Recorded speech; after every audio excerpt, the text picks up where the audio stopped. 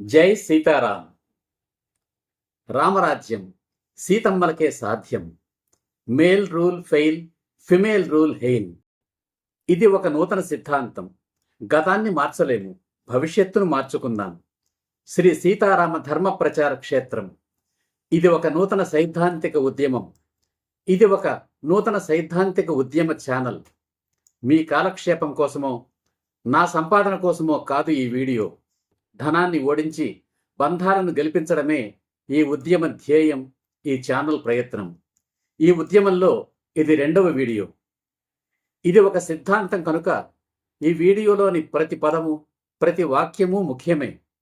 ఏదీ వదలకుండా చివరి వరకు వినండి. ఈ వీడియోలో నేను చెప్పిన ప్రతి ఒక్క అంశం మీద వివరంగా ఒక వీడియో చేశాను. వాటిని వరుసగా అప్లోడ్ చేస్తాను. ఇది మీ వీడియో, మీకోసం, మీ పిల్లల కోసం వినండి. మరో ముఖ్య విషయం, ఈ సిద్ధాంతం, ఈ వీడియోలోని అంశాలు ఏ వ్యక్తిని గాని, వ్యక్తుల సమూహాన్ని గాని ఉద్దేశించినవి కావు. ఏదైనా పోలిక ఉంటే అది కేవలం కాకతాళీయం మాత్రమే అని సవినయంగా మనవి చేసుకుంటున్నాను. ఇక విషయానికి వస్తాను. మన జాతిపిత గాంధీ మహాత్ముడు శ్రీరామ భక్తుడు. ఆయన గుండెకు తుపాకీ గుండు తగలగానే నేలకు ఒరుగుతూ అన్నమాట హే రామ్. భారతదేశానికి స్వతంత్రం వచ్చిన తరువాత దేశంలో రామరాజ్యం రావాలని ఆ మహాత్ముడు కోరుకున్నాడు. రామరాజ్యం రావాలి అని కోరుకునే ముందు అసలు రామరాజ్యం అంటే ఏమిటి, ఎందుకు రావాలి, రాముడు అంటే ఏమిటి, రాముడు అంతటి ఆదర్శ పురుషుడు ఎందుకయ్యాడు అనే విషయాలు చర్చించుకోవాలి. కనుక ముందుగా ఈ వీడియోలో రామరాజ్యం ఎందుకు రావాలో చర్చిస్తాను. ఈ భూమి మీద జీవరాశి పుట్టి ఎన్నో కోట్ల సంవత్సరాలయ్యింది. మనిషి పుట్టి ఎన్నో లక్షల సంవత్సరాలయ్యింది. మానవ సమాజం రూపుదిద్దుకొని ఎన్నో వేల సంవత్సరాలయ్యింది. ఆ మానవ సమాజం చరిత్ర పటంలోకి ఎక్కి కొన్ని వేల సంవత్సరాలయ్యింది. ఆ చరిత్ర ప్రకారం ఎన్నో యుద్ధాలు జరిగాయి. ఆ యుద్ధాల్లో ఎన్నో కోట్ల మంది అమాయకులు అకారణంగా ప్రాణాలు పోగొట్టుకున్నారు. గడిచిన శతాబ్దంలోనే 2 ప్రపంచ యుద్ధాలు జరిగాయి. కోట్ల మందిని బలి తీసుకున్నాయి. 3వ ప్రపంచ యుద్ధం కనుచూపు మేరలో అణ్వాయుధాలతో కవ్విస్తోంది. అదే జరిగితే మిగిలేది శూన్యమే. ఆ 3వ ప్రపంచ యుద్ధాన్ని ఆపగలిగేది రామరాజ్యం మాత్రమే. ఆ రామరాజ్యం సీతమ్మలకే సాధ్యం. Male rule fail, female rule hail. అసలు యుద్ధాల లక్ష్యం ఏమిటి? పరాయి దేశపు సంపదలు దోచుకోవడం, పరాయి దేశపు స్త్రీలను చెరబట్టడం. అలా దోచుకున్న సంపదల లక్ష్యం ఏమిటి? స్వంత దేశంలోని పరస్త్రీలను చెరబట్టడం. రాముడి భార్య సీత పతివ్రత, రావణాసురుడి భార్య మండోదరి మహాపతివ్రత. అదేమిటి? సీత కంటే మండోదరి మహాపతివ్రత ఎందుకు? సీతమ్మ జీవితం సౌకర్యవంతం, కంఫర్టబుల్ జోన్. కారణం, సీతమ్మ భర్త రామయ్య ఏకపత్ని వ్రతుడు. మండోదరి కూడా పతివ్రతయే. కాని ఆమె భర్త రావణాసురుడు రాముడిలా ఏకపత్ని వ్రతుడు కాడు. కాముకుడు, పరస్త్రీ వ్యామోహ పిపాసి. అందమైన ఆడిది కనిపిస్తే చాలు నయాన భయాన ఆమెను అనుభవించవలసిందే. ఆ పరస్త్రీ వ్యామోహమే రాముడితో యుద్ధం చేయించింది, సర్వనాశనం చేయించింది. అటువంటి రాక్షసుడికి భార్యగా బ్రతకడం ఎంత దౌర్భాగ్యం. కనుక సీత పతివ్రత అయితే మండోదరి మహాపతివ్రత. ఈనాడు దేశంలో రావణాసురులు ఎక్కువయ్యారు. స్త్రీలందరూ చెడిపోవాలి, నా భార్య తప్ప అనే రావణాసురులు ఎక్కువయ్యారు. మీరు సరిగ్గానే విన్నారు. మళ్ళీ చెబుతున్నా, స్త్రీలందరూ చెడిపోవాలి, నా భార్య తప్ప అనే రావణాసురులు ఈనాడు ఎక్కువయ్యారు. నానాటికి ఎక్కువవుతున్నారు.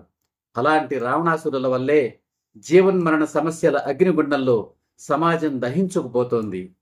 ఆనాడు మండోదరి తన భర్తను మార్చుకోలేకపోయింది. కారణం, ఆమె ఒక అబల. ఆమె వెనుక ఏ బలమూ లేదు. కానీ ఈనాటి మహిళలు బలహీనులు కాదు, శక్తిమంతులు. వారి వెనుక ప్రభుత్వం ఉంది, బలమైన చట్టాలు ఉన్నాయి, అనేక వ్యవస్థలున్నాయి. కనుక వారు మండోదరిలా చూస్తూ ఊరుకోకూడదు. తన భర్తను మార్చుకోవాలి, తన సంసారాన్ని తీర్చిదిద్దుకోవాలి.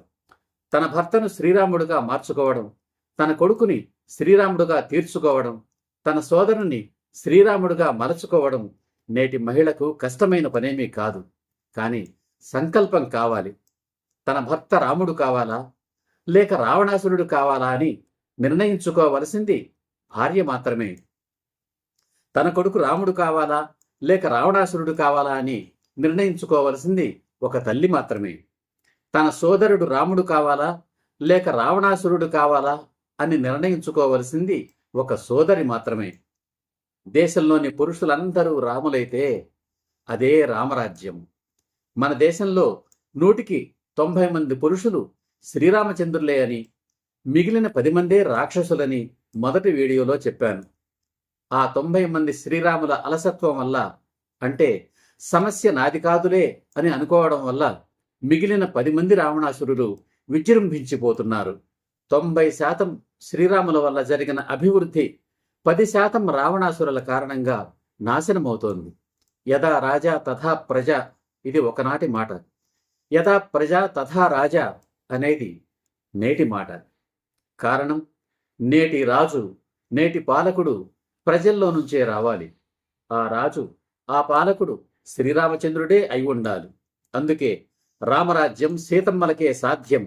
Male rule fail, female rule hail. స్త్రీలందరూ చెడిపోవాలి, నా భార్య తప్ప అనే రావణాసురులు నానాటికి ఎక్కువవుతున్నారు.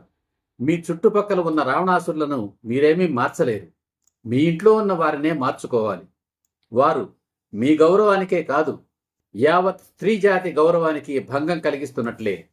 వాళ్లలో మార్పు తీసుకురావడం, వాళ్లను శ్రీరామచంద్రులుగా మార్చుకోవడం మీ బాధ్యత మాత్రమే కాదు, మీ అవసరం, మీ స్వార్థం కూడా. మీ స్వార్థంతోనే లోక కళ్యాణం.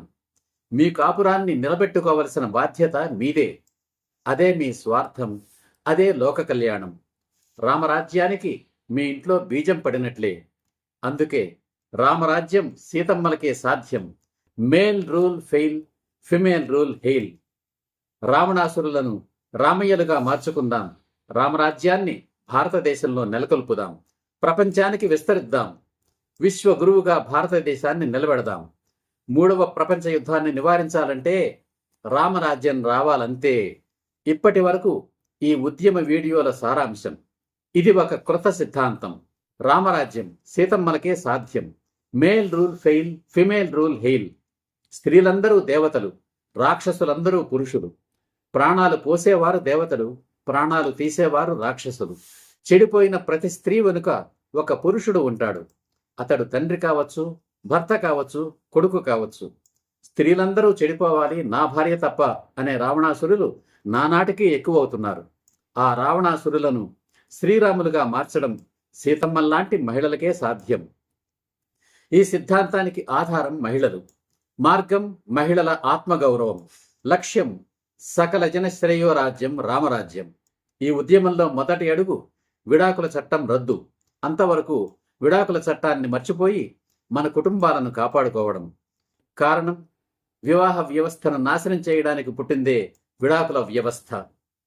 2వ అడుగు నిజమైన మహిళా సాధికారత. 3వ అడుగు వ్యభిచార దురాచార నిర్మూలన.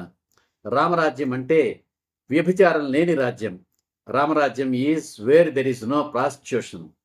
3వ ప్రపంచ యుద్ధాన్ని నివారించాలంటే రామరాజ్యం రావాలంతే. ఈ సరికృత సిద్ధాంతం, ఈ సరికృత ఉద్యమం, ఈ సరికృత సత్యాగ్రహ సమరం నచ్చితే లైక్ చేయండి. నచ్చకపోతే మరోసారి చూడండి, వినండి. అప్పటికీ నచ్చకపోయినా ఏమైనా సందేహాలున్నా కామెంట్స్లో తెలియచేయండి, సమాధానమిస్తాను. మీరు కన్ఫ్యూజన్ కాకూడదనే చిన్న వీడియో చేశాను. మళ్ళీ మళ్ళీ వినండి. నచ్చకుంటే మీ అభిప్రాయాన్ని తెలియచేయండి. నచ్చితే ఈ ఉద్యమంలో పాలు పంచుకోండి. పాలు పంచుకోవడానికి మీరేమీ రోడ్లెక్కక్కర్లేదు, ధర్నాలు చేయక్కర్లేదు. వెంటనే లైక్ చేయండి, సబ్స్క్రైబ్ చేయండి. మీ బంధుమిత్రులందరికీ షేర్ చేయండి. లైక్ చేయించండి, షేర్ చేయించండి, సబ్స్క్రైబ్ చేయించండి. సబ్స్క్రైబ్ చేయడానికి చందాలు ఇవ్వక్కర్లేదు.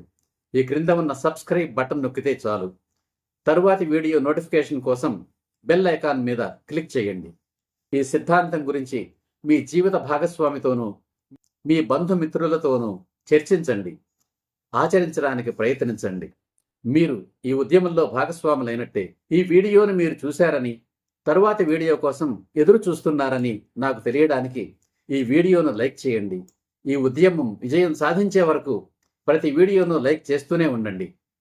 ఈ ఉద్యమ లక్ష్యం నెరవేరడానికి కొన్ని సంవత్సరాలు పట్టవచ్చు. ఈ తరానికి సాధ్యం కాకపోవచ్చు, మరొక తరం పట్టవచ్చు. అయినా కొనసాగించాలి. రాబోయే తరంలోనైనా రామరాజ్యం రావాలి అని ఆశించి అడుగు వేద్దాం.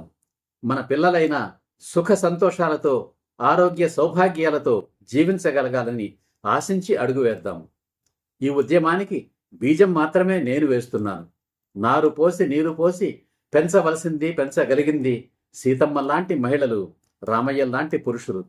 ఈ ఉద్యమానికి, ఈ సత్యాగ్రహ సమరానికి నాయకత్వం వహించండి. ఈ ఉద్యమానికి సీతమ్మ లాంటి మహిళలందరూ నాయకురాళ్లే, రామయ్య లాంటి పురుషులందరూ నాయకులే. తరువాతి వీడియోలో రామరాజ్యం అంటే ఏమిటో తెలుసుకుందాం. మరో ముఖ్యమైన విషయం, ఈ వీడియో కేవలం శ్రీరాముని దైవంగా నమ్మే హిందువుల కోసం, శ్రీరాముని దైవంగా నమ్మని హిందువుల కోసం కూడా. మహిళామ తల్లుల శ్రేయోభిలాషులు ఎవరైనా వారందరి కోసం. జై హింద్, జై సీతారాం.